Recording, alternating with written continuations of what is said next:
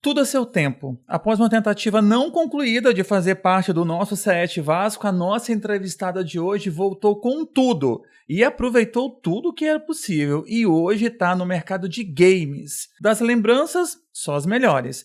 Época de aprendizado e desafios. Desafios que seguem no dia a dia, mas agora feliz pelo caminho que escolheu. Fica por aí que eu te conto essa história depois da vinheta. Eu sou o Gili Arzu, que está no ar o nosso Formei no CET.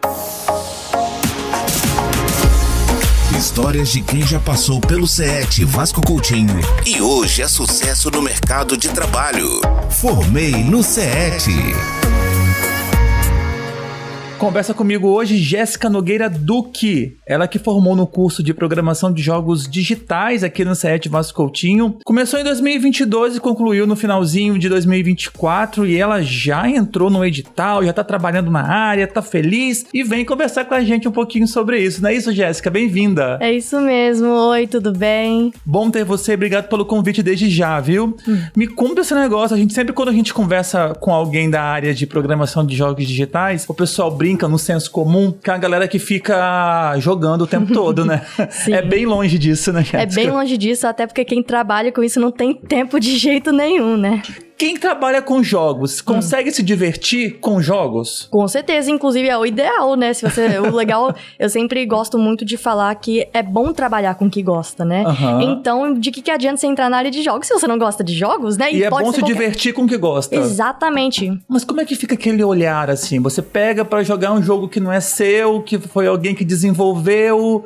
É um olhar diferenciado? Como é que você desconecta assim a chavinha do isso aqui, esse design, esse áudio, essa jogada? Como é que você desconecta dessas questões? Agora que a gente sabe, né, que o processo de fazer um jogo envolve muitas áreas, sempre que a gente olha um jogo, dá pra imaginar, dá pra dissecar ali as partes diferentes e saber, uau, isso aqui, por exemplo, na programação, parece que você pensa como foi feito, mas você sabe que às vezes foi uma gambiarra, ou às vezes foi algo que não é o que parece, certo? Eu falo mais até da parte de programação, Sim. porque eu mexo com isso, né? Mas de todas as partes dá pra sempre imaginar, talvez, como foi feito. Dissecar e olhar as partes e tentar entender o processo. Sim, exatamente. Né, de criação. Mas me diz, voltando um pouquinho, como é que o CET Vasco Coutinho chegou na sua vida? Então, eu já tinha ouvido falar antes no Vasco Coutinho e aqui eu sou uma pessoa que eu sempre soube que eu quis fazer jogos, né? Eu sempre soube disso quando eu era criança. E aí, eu pensava, né, aqui no Espírito Santo não tem faculdade de jogos, não tem nada do tipo. E aí, quando eu entrei na faculdade, eu já pensei,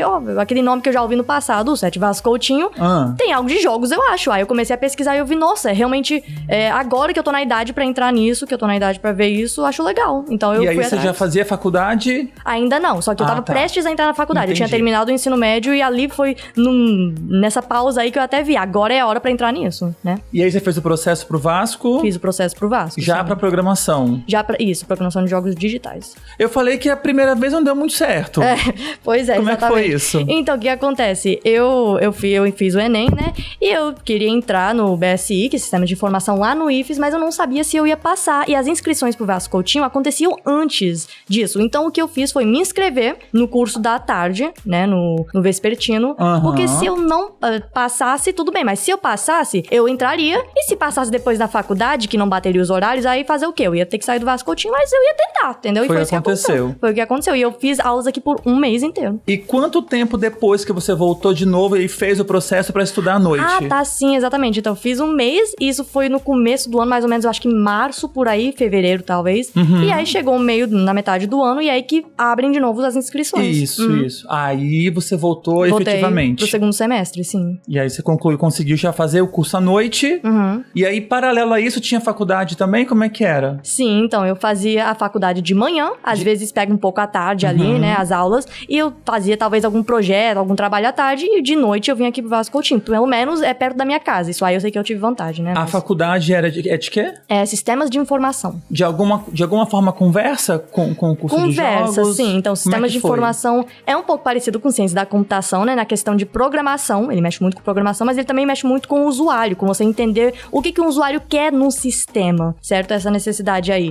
Então, eu gosto dessa parte de comunicação comunicação, de entender o que a pessoa quer e também de programação. Então, eu entrei nesse curso e, além disso, o que acontece é que minha vida inteira eu sempre me envolvi na tecnologia. Porque se eu sabia que eu queria jogos... Muito novinha. Muito novinha, de 7º ano, 8º ano ali. Não, na verdade, desde pequeno eu jogo jogos, isso aí qualquer pessoa sempre jogou que tá na área. Mas aí, pra eu poder fazer jogos, eu sempre pensei, tenho que estar com a tecnologia. Por coincidência, eu percebi. Eu comecei a programar, eu percebi, eu gosto de programar, não é só algo que eu tô fazendo na força, né? É algo que eu gosto. E perfeito, eu vou entrar na tecnologia e de alguma forma, eventualmente, entrar pra jogos. Eu me lembro. E como é que foi esse período que você esteve aqui no Vasco Coutinho em paralelo com a faculdade? Foi um período que eu falo uma mistura de algo muito bom e muito cansativo. Não tem jeito. Então, enquanto eu estava em paralelo aí fazendo faculdade, sempre trabalhando em alguma coisa, eu estava fazendo o curso aqui à noite com várias pessoas que também faziam coisas paralelas, porque o curso noturno costuma ser isso, e até são 2 anos o curso noturno, porque o matutino e o vespertino são 1 ano e meio só, né? Isso. Porque pra poder caber o horário ali à noite, a grade, né, ele faz o horário ser um pouco menor à noite, por isso que dura mais tempo. São 3 horas de aula, então aumenta um semestre. Exatamente. Mas valeu a pena, porque exatamente, é um curso maravilhoso. Era, às vezes, a parte mais divertida do meu dia, né? Depois de um dia de trabalho, de cansaço, acordar muito cedo, você vinha pra cá. Acordava muito como cedo, é que era esse dia a dia, assim? Tem algum fato interessante, alguma lembrança, alguma memória que você tem dessas noites aqui no CET Vasco Coutinho? Eu lembro que a turma era bem integrada, né? E era até muito engraçado, porque sempre que chegava o intervalo, a gente era muito unido, né? Então a gente sempre saía pra comer alguma coisa na praça, ou às vezes ir rápido no supermercado. A gente chegava atrasado e os professores brigavam com a gente sempre. A gente, desculpa, mas a gente sempre saía juntos no intervalo. Sim. Então a turma era até pequena, porque o noturno costuma ser um pouco menor, mas era muito unida. Então era muito divertido, eu digo. Fazendo um trabalho ali juntos, que todo mundo gosta de jogos, todo mundo tá ali pra fazer a mesma coisa e tentar criar jogos legais, né? Projetos legais. Vocês tinham uma interação e uma troca muito intensa, né? Sim, assim, muito você intensa. Falando, a sensação, a impressão que fica é essa. Sim, pois era mesmo. E como é que foi percorrer, né, esse percurso com esses colegas? Viraram amigos, de alguma maneira ainda convivem com você? Como é que é essa relação pós-Vasco Coutinho com essa galera? Pós-Vasco Coutinho, eu sei que cada um tá já fazendo sua própria coisa, né? Só que a gente até já se reuniu, isso faz uns 2, 3 meses, eu acho. A gente se reuniu depois, a gente saiu pra... Trocar ideia, ver como tá a vida um do outro, então é isso. Amado mestre. E se tiveram noites agradáveis, noites bacanas, trocas interessantes, também teve um professor ou professora que marcou, que você tem lembrança, que foi importante nesse seu processo aqui no Vasco. Você tem algum que você lembra, destaca e por quê? Então, eu sempre, antes de uma pergunta assim, eu sempre gosto de falar, todos os professores são incríveis, tá? Só que, especialmente, eu guardo com muito carinho no meu coração o Fabiano de Paula, especialmente, assim. Porque ele é a figura que eu sempre quis ser, certo? Desde quando eu entrei no curso, aí tive que sair, aí eu voltei depois, ele sempre foi aquela pessoa, nossa, ele é game designer e programador. Eu quero ser literalmente isso. Então eu sempre admirei muito ele e qualquer aula que ele dava eu achava incrível, porque era justamente o tópico que eu gostava e ele sempre parecia ser incrível naquilo. Um bom exemplo pra você. Perfeito exemplo, exatamente. E já conseguiu ser? Isso é o quê? Você fala assim, eu quero ser game designer e programadora. Como é que tá essa caminhada? Nossa, é muito complicado, porque às vezes eu fico tipo, eu posso me chamar disso oficialmente, mas eu acho que agora eu posso, né? Que eu consegui o edital. Já no mercado. Exato, tô no Como mercado, é que foi essa saída, esse salto seu, da aluna Jéssica para a profissional Jéssica? Então, foi um salto de tipo, ok, terminou agora, eu sei todo o conteúdo, inclusive eles já explicaram, por exemplo, os editais, eu fiz vários projetos, mas agora é questão de refinar o portfólio, sair procurando vagas, sair aí tentando conversar com as pessoas e conseguir alguma coisa, né? O que surgiu? O que surgiu foi justamente esses editais, né? Tem a Funcultura, da Secretaria de Cultura do Espírito Santo, e esse é um edital que todo ano eles abrem, eles tentam fomentar a cultura, vem várias áreas, e tem ali para jogos digitais também. E Foi durante o curso que, inclusive, eles ensinaram sobre isso. O próprio Fabiano de Paula, ele entrou com isso nas aulas e falou, gente, é legal vocês tentarem, nem que não passem, é legal tentar conseguir experiência, porque isso aqui é uma forma de vocês conseguirem fazer um projeto de vocês virar realidade, né, depois do curso. Então, lá em 24, ainda estudando, ele falou da questão dos editais, como se inscreve, que tem uma verba pra isso. Exato, tanto que na época, eu já tinha tentado uma durante o curso, 1 ou 2 eu acho, e o pessoal também tentava, então eu acho que no curso mesmo eu tentei 1 ou 2, quando eu saí eu tentei uma, claro que eu não consegui na época, né, mas eventualmente consegui, eu acho que foi no 3º ou no 4º que acabou dando certo. Já no finalzinho do curso formado, aí você escreveu um projeto de desenvolver um jogo. Exatamente. Fala pra gente como é que foi isso. Então, e que jogo é esse que você tá... O que acontece é que durante o curso eu sempre pensei, nossa, se eu pudesse ter a liberdade, né, de fazer um jogo de algo que eu gosto muito, não algo limitado à matéria agora, né, do curso, porque às vezes, se tava fazendo uma aula de alguma coisa, tinha que ter a ver com aquilo o projeto, mas não, se eu tivesse a liberdade total, o que eu faria? E eu pensei em coisas que eu gosto. Eu gosto muito de coisas rosas, gatinhos, café, eu amo café, eu amo a área de café. Eu tomo muito café também, coisa de programador, né? Mas, e aí com isso eu falei, esse seria meu projeto ideal. E o que aconteceu foi que no começo do ano aí, porque o edital ele abre no fim do ano e vai até janeiro, fevereiro, por aí. E aí eu falei, será que tá aberto algum edital, né? Abri o site, vi lá, tava aberto, não apenas tava aberto, como tava quase fechando já, o prazo tava chegando, até peguei bem em cima da hora assim, eu acho que faltava 5 dias, talvez uma semana no máximo. Correria total, mas eu falei, gente, quais projetos eu poderia inscrever aqui? Eu falei, será que eu tento escrever aquela ideia minha, aquela ideia louca, porque esse aí é total, realmente, um conceito, né, que nunca programei nada em relação a ele. No máximo, eu e minha irmã é a artista do projeto, a gente tinha feito umas artes pensando, se a gente fosse fazer esse conceito, como seria? Então a gente tinha essa vontade de fazer o jogo, né? E foi isso que eu fiz, eu decidi, que seja, não sei se vou passar, mas vou escrever sobre isso aqui que eu gosto. E passou no final, passou por 2 fases, uma escrita e depois uma oral, em que você defendia o seu projeto para 3 jurados, 3 ou 4. E depois disso, com a pontuação final, entre 4 pessoas, eu e mais 3 pessoas fomos escolhidos. Entendi. Então hoje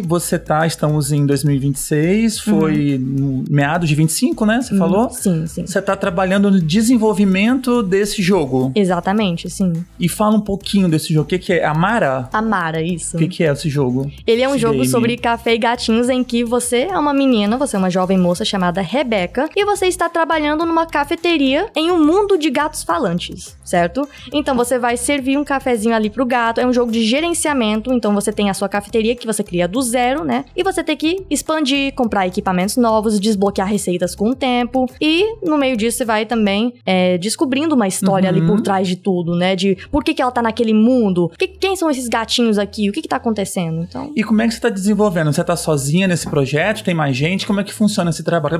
Como é que é o seu dia a dia desenvolvendo esse projeto? Então, eu me inscrevi botando mais 3 pessoas na minha equipe, certo? Eu sou game designer e programadora, eu tenho um outro programador, ele era inclusive meu calouro na faculdade, eu tenho também a artista, e ela é minha irmã, como eu já comentei, e tem também um editor de vídeo, né? Que também ajuda muito com as redes sociais, enfim, ele grava tudo, edita, então ele me ajuda com isso. Então, nós 4 passamos no edital, certo? E todo dia a gente trabalha remotamente mesmo, certo? Só que é uma coisa que envolve muita organização. Então, por exemplo, eu gosto dessa parte também. Planejamento, organizar. Então, é conseguir realmente liderar uma equipe, né? Fazer ali o teamwork. Então, diariamente a gente tenta sempre fazer daily, né? Que é uma coisa muito legal. Eu tento usar os métodos ágeis. Esse tipo de coisa a gente também... Eu aprendi muito na minha faculdade, né? Então, a gente tenta ser organizado. Sempre se comunicar um com o outro pra saber onde que tá todo mundo. Por mais que seja... artista é de arte, programação é de programação. Só que é legal a gente se integrar, saber o que cada um está fazendo pra poder fazer a parte melhor e entender como tá ficando todo, né? O jogo inteiro. Então, você não tá trabalhando só com programação e design de jogos. Tem um pouquinho de gestão, de coordenação, planejamento, uma parte burocrática aí de documentação, de prestação de contas. Exatamente, eu nem comentei, mas realmente, na escrita do edital é uma coisa muito rígida, é muito detalhe, você tem que escrever sobre tudo, certo? Você tem que escrever o seu planejamento do que você vai produzir, de qual vai ser a verba exata pra cada coisinha, quanto tempo vai levar cada parte, então é uma coisa muito meticulosa. Fez diferença, então, a aula do Fabiano sobre lei de incentivo. Total, realmente foi com essas aulas que eu lembro que até, tudo bem, que a gente não passou, mas é assim que você ganha experiência, porque toda vez que você não passa, inclusive, você tem como acessar e ver os pontos, as críticas ali, pra você poder não fazer isso da próxima vez.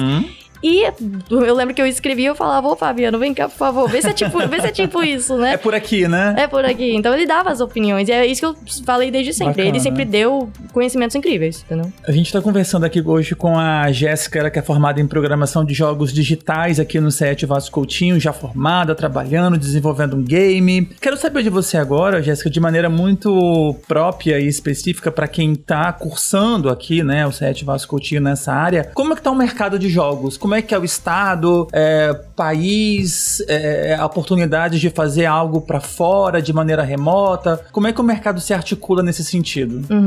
Os jogos, né, a indústria de jogos é uma das indústrias que mais continua crescendo hoje em dia, que mais está crescendo assim há um tempo. E tem muita oportunidade. O que eu falo é que, parecido até com a área da tecnologia, geral, né, de programação, tem uma barreira muito difícil de entrada. Isso aí é muito complicado, principalmente no Brasil, certo? Então, principalmente no Espírito Santo ainda, porque se fosse São Paulo tem muita vaga pra isso, é muito mais fácil encontrar. Só que aqui no Espírito Santo, é o que eu falei, não tem nem faculdade de jogos direito. Tem aqui o Vasco Coutinho perfeito. É o melhor curso que tem. Só que só tem isso, então já é mais difícil aqui no estado, no Brasil, em tudo. Só que passando essa barreira de entrada aí, de conseguir entrar no mercado, quando você começa a conhecer gente, começa a conhecer pessoas, fica muito mais fácil, sabe? Networking, exatamente. Uma das coisas mais importantes, não tem jeito, sabe? Você não precisa ser aquela pessoa que é muito político com as pessoas, sabe? Fala muito. Não é questão disso. É questão de conhecer as pessoas, ver o projeto legal que eles estão fazendo, mostrar seu projeto, sabe? É uma questão só de estar integrado ali nos projetos de cada Mas um, você né? falou que depois que entra, legal o network e poder ir crescendo, se apresentando e sendo visto. E